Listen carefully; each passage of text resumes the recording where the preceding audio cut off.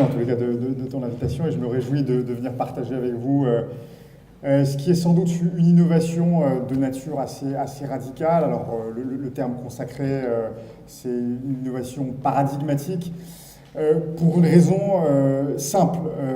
Au fond, les machines et leur puissance de calcul ont permis ces 30-40 dernières années d'accéder à de l'automatisation en masse de tâches simples, mais qui cumulaient, excédaient en règle générale les capacités humaines.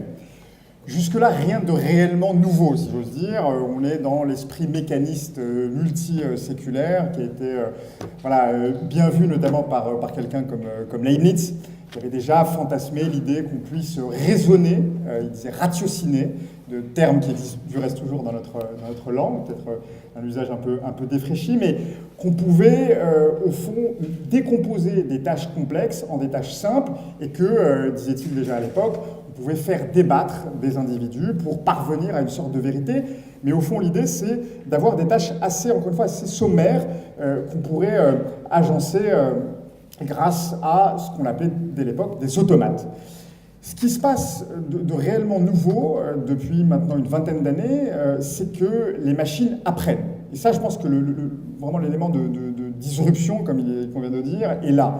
Alors ça veut dire quoi? Ça veut dire qu'au fond, le rapport que l'homme entretenait avec la machine était un rapport, au fond, d'ordonnateur à ordonné. C'est-à-dire qu'on prend une machine, on lui donne une séquence d'ordres qu'on appelle des algorithmes, puis la machine applique. Et puis plus elle a une puissance de calcul importante, et bien plus elle accède à des tâches qui ne sont pas forcément accessibles aux hommes, même mis en collectivité, mais au fond, on reste dans quelque chose que l'on peut entendre. Ce qui se passe donc de tout à fait décisif depuis une vingtaine d'années, c'est que les machines apprennent des données. C'est-à-dire qu'au fond, l'algorithme, je simplifie à l'excès sans doute, et je me réjouirai de pouvoir interagir avec vous, mais l'idée vraiment de base, c'est de dire que l'algorithme en soi est moins puissant, entre guillemets, mais ce qui est fondamental, c'est la capacité d'apprentissage des machines, et cet apprentissage se mesure à l'aune des datas qu'elles ingèrent.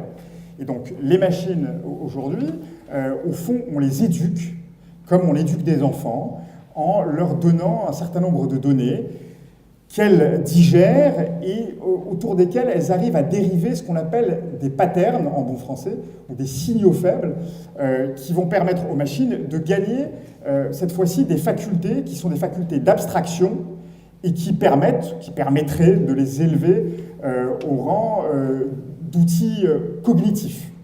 Et donc pour elles d'accéder à des tâches cognitives. Alors, tu as cité le big data. Alors, on n'a pas besoin nécessairement de big data pour faire des choses intelligentes. Les statistiques sont des disciplines des mathématiques qui ont été inventées justement pour partir de petits jeux de données et pouvoir inférer, c'est toute la puissance des statistiques, pouvoir inférer, donc généraliser à partir de données assez limitées. Aujourd'hui, avec des masses de données dont on dispose, on peut faire davantage qu'inférer. Et un outil très populaire dans l'intelligence artificielle, je pense que c'est utile, ne serait-ce que pour votre culture générale, vous ayez entendu parler, peut-être avez-vous déjà entendu parler de réseaux de neurones, qui sont dans le bestiaire des outils en termes de machine learning accessibles, une technique très populaire et qui permettent de faire beaucoup de choses. Et ces réseaux de neurones qui ont été inventés il y a bien longtemps, alors on remonte ça à un Français d'ailleurs, qui est Yann Lequin, qui aujourd'hui dirige l'intelligence artificielle chez Facebook. Mais en réalité, ce concept naît bien avant, dans les années 50, ce qu'on appelait les perceptrons.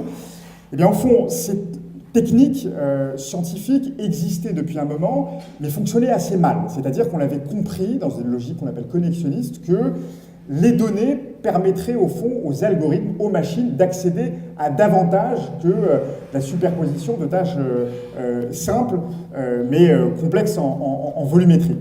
Et milieu des années 2000, ces techniques, dites de réseaux de neurones, reviennent au goût du jour parce que justement, on dispose d'une puissance de calcul absolument inégalée dans l'histoire.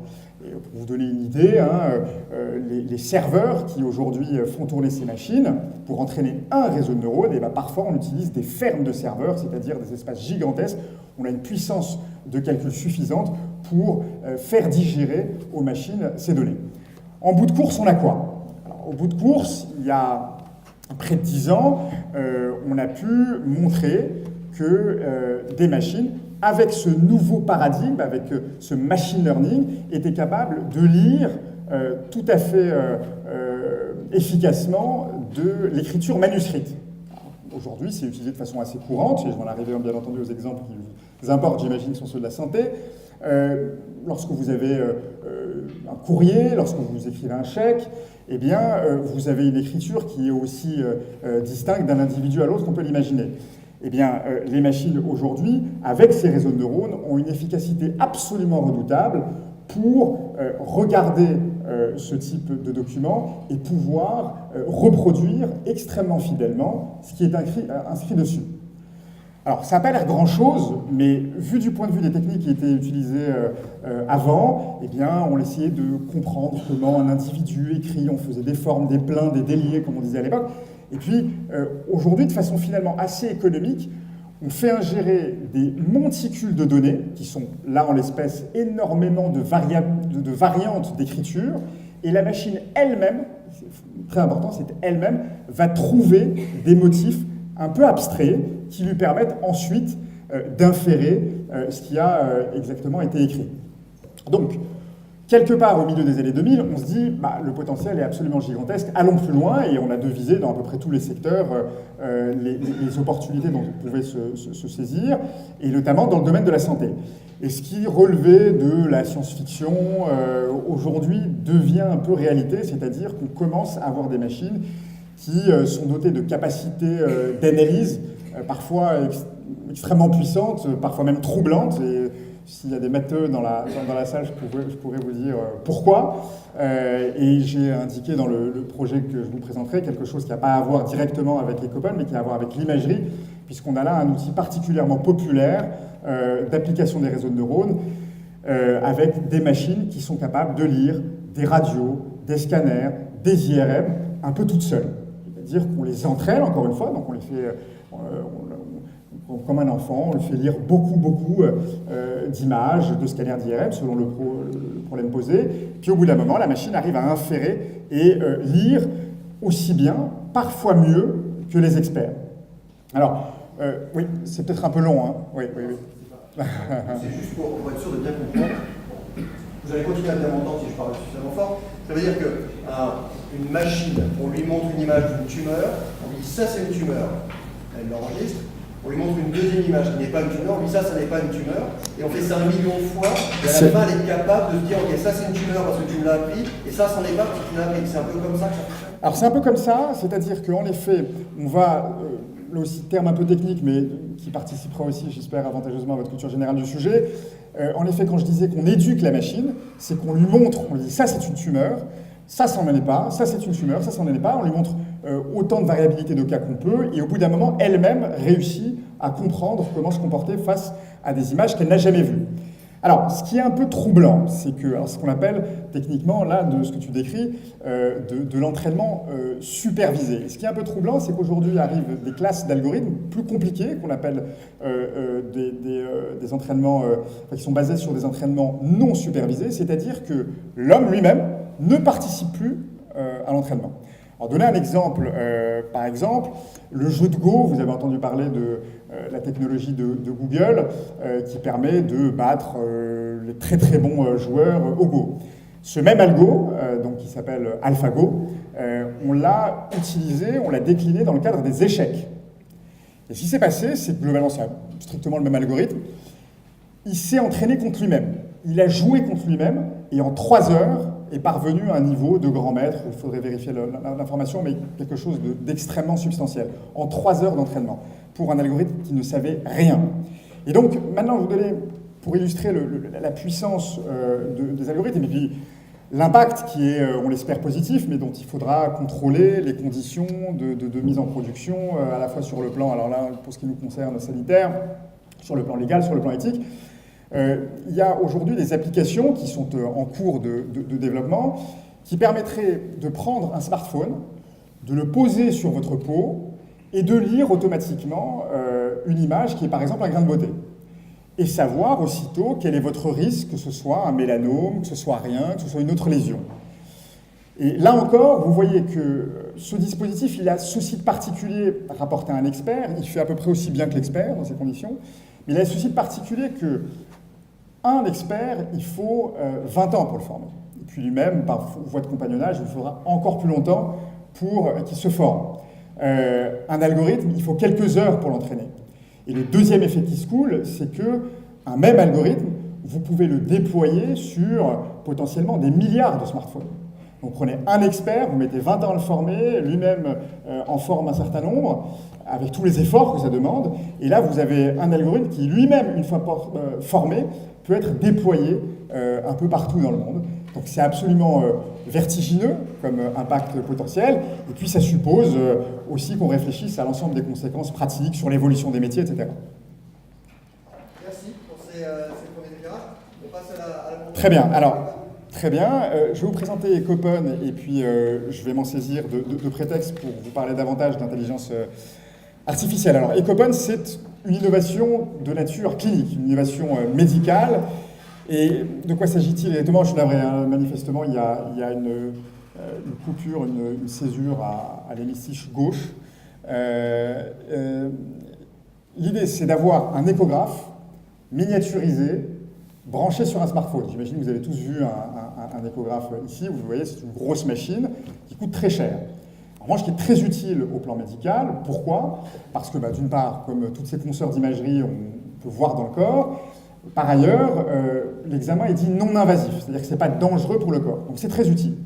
Et l'idée d'Ecopen, c'est pouvoir miniaturiser la technologie et puis pouvoir déployer ça dans le cadre de l'examen clinique. Ça veut dire quoi? Ça veut dire qu'au fond, quels que soient les médecins et les patients, je veux dire même quelle que soit la médecine, les questions un peu fondamentales que les médecins, les professionnels de santé sont amenés à se poser, c'est grave, pas grave, et quels sont les organes touchés. Eh bien, cet outil permet de répondre immédiatement à ces questions, à des fins d'orientation diagnostique. Et donc, ça concerne le suivi de la santé maternelle, ça concerne les urgences, l'appendicite, les cholécystites pour les médecins qui sont dans la salle, les urgences de nature cardio-pulmonaire, etc., etc. Alors, la particularité d'Ecopen, elle est dans son prix et la façon dont l'innovation est conduite. Les dispositifs aujourd'hui de cette nature arrivent, ils arrivent depuis 2-3 ans, emmenés par des grosses industries, et on est dans des ordres de coûts de prix de 8 000 à 15 000 euros. Ecopen sera en dessous de 500 euros. C'est vous dire le caractère un peu radical de notre propos. Et une innovation, disais-je, de méthode, c'est qu'on le fait en open source. Et donc on le fait de façon strictement communautaire. Et j'en dirai un mot. Et puis je convergerai rapidement vers les questions d'intelligence artificielle, bien entendu. Là, juste pour vous donner une publication assez récente dans JAMA qui établit que dans les années qui viennent, l'examen clinique, avec ses 4 piliers fondamentaux, sera complété dans les années qui viennent par un 5e pilier qu'ils ont appelé insonation, et nous qu'on appelle depuis 3 ans l'écospection. Voilà rapidement aujourd'hui l'état de l'art de ce qu'on a consolidé, donc une documentation extrêmement large, emmenée par une communauté dont je vais dire un mot, un prototype qu'on a obtenu en septembre 2017 qui est de qualité médicale, notre point de référence étant une machine échographique des années 90 qui à l'époque était utilisée à des fins de spécialité, aujourd'hui qui nous suffit amplement pour faire de l'échographie d'orientation diagnostique. Et donc ça, c'est un smartphone qui embarque l'image, et en réalité, on a obtenu une qualité d'image supérieure à l'échographie utilisée dans les années 90. Là, c'est une coupe de vésicule biliaire obtenue grâce à un protocole qu'on a appelé de Martin Hirsch, puisqu'il nous avait sollicité, on avait un problème de nature technique en se disant, bon, on arrive à imager des mains parce que le dispositif n'était pas tout à fait miniaturisé, et on a immergé un de nos ingénieurs au prix de sa vie dans une certaine baignoire, mais enfin ça a été heureux finalement. Voilà, ça permettra de sauver des vies au détriment d'une seule. Et là, on a obtenu une vésicule biliaire dans les conditions de qualité qu'on attendait. Donc, merci. Là, je vous disais tout à l'heure que l'innovation a une nature un peu particulière, sans doute inédite, puisque le projet est développé en open source, c'est-à-dire que l'ensemble des codes logiciels, l'ensemble du matériel électronique, mécanique, est mise à la disposition de tous, grâce à des outils dédiés. Et l'avantage, évidemment, qu'on y voit, c'est qu'on peut faire participer une communauté, aujourd'hui, qui est vaste, de plus de 500 personnes dans le monde, et qui ajoute des briques logicielles, des modules, pour concevoir, ultimement, notre technologie. Alors, le cœur de notre communauté est en Europe, et puis ensuite, on a des gens qui sont au Togo, au Pérou, en Colombie, en Inde et ailleurs. C'est une aventure humaine absolument incroyable, et puis on se sert aujourd'hui d'outils qui eux-mêmes sont des outils communautaires, largement assis sur les principes de l'open source, et qui permettent en fait de distribuer ce travail logiciel, parce que c'est pas forcément évident de faire travailler des centaines de personnes simultanément, et grâce à ces outils, on y parvient très aisément. Voilà le design de la sonde qu'on est en train d'assembler, là c'est tout prochain jour, on espère avoir les images. Peut-être pas dans cette ergonomie finale, mais globalement, vous allez avoir ce dispositif en main qui, grâce à une communication non filaire, vous assurera l'affichage de l'image sur vos smartphones. Et au fond, les smartphones, vous en avez tous, j'imagine, et vous avez déjà donc 50% du dispositif Ecopen dans la poche aujourd'hui. C'est pas mal. Alors, pour revenir au propos de l'intelligence artificielle, pour Ecopen, au fond, l'essentiel de notre développement va être vectorisé par l'intelligence artificielle. Il y a 3 grands piliers pour nous. C'est d'une part le débruitage de l'image. Je ne vais pas rentrer dans les détails techniques, bien entendu, mais au fond, si on est si low cost, c'est qu'on s'assoit sur du matériel assez rudimentaire. Et donc, on a dégradé la qualité du matériel et on redresse la qualité de l'image grâce à la puissance de calcul embarquée dans les smartphones. Et il se trouve qu'au moyen de l'intelligence artificielle, eh bien, on peut débruiter automatiquement, on peut traiter l'image de façon à la lisser, la rendre beaucoup plus lisible, de meilleure qualité, grâce à des outils d'intelligence artificielle. Et il se trouve qu'aujourd'hui, dans notre consortium, on a un certain nombre de partenaires qui travaillent avec ça, donc notre communauté organique, et puis un partenaire tout à fait stratégique pour nous, qui est le PFL, et qui connaît bien ces techniques-là. Vous voyez là qu'avec un matériel assez minimal, vous pouvez, grâce à l'intelligence artificielle, avoir une qualité d'image remarquable. Et la conséquence pratique pour nous, le matériel, ça coûte cher, le logiciel, ça coûte pas très cher, ça se déploie autant qu'on veut, et donc, en termes de prix pour nous, en termes de coût de l'ensemble du dispositif, c'est extrêmement favorable. Les 2 autres sujets sont l'assistance à l'opérateur. Alors, il y a l'assistance au geste lui-même, c'est-à-dire apprendre à quelqu'un qui n'a jamais manipulé une sonde à pouvoir trouver la bonne coupe, et c'est pas forcément évident. Et donc ça va se faire au moyen de la virtualisation de l'expérience. Et là encore, grâce à du machine learning, on va pouvoir, au fond, permettre à l'opérateur qui se saisira pour la première fois de l'outil de trouver la bonne image, la bonne incidence, être là où il faut pour opérer l'orientation diagnostique. Et enfin, un dernier grand chantier, alors qu'on situe plus dans le moyen terme, mais qui est tout à fait accessible, et aujourd'hui il y a énormément de papiers qui sortent dans le domaine, qui consiste en l'automatisation diagnostique. Je vous en ai parlé pour l'IRM, pour le scanner, etc. Là, pour l'échographie. Il y a ceci de particulier, ceci d'un peu plus difficile, que l'échographie est un examen dynamique, réputé un peu difficile à lecture, donc les algorithmes qu'on doit mettre en place sont sans doute de nature un peu différente. Et là, notre avantage chez Ecopen, vous parlez de machine learning et je vous disais que le cœur de la guerre algorithmique, elle est dans la data, et il se trouve qu'il y a un entrepôt de données de santé qui a été mis en place il y a quelques années, qui est un immense data lake avec une grande profondeur d'images de toute nature et en l'espèce échographique, et ça va nous situer dans les conditions absolument hors normes pour pouvoir travailler à l'amélioration des algorithmes. Quand je dis vraiment hors normes, je le souligne, puisque l'essentiel des industries aujourd'hui se battent pour accéder à ces données. Et il se trouve que non seulement on les a, et en plus elles sont de très bonne qualité, puisqu'on a tout le bassin d'expertise pour pouvoir les qualifier au mieux.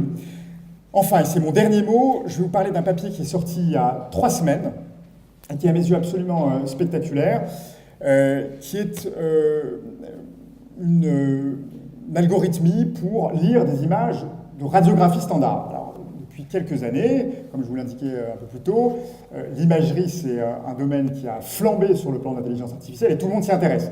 Parce que ça marche très très bien. Les algorithmes s'y complaisent tout à fait.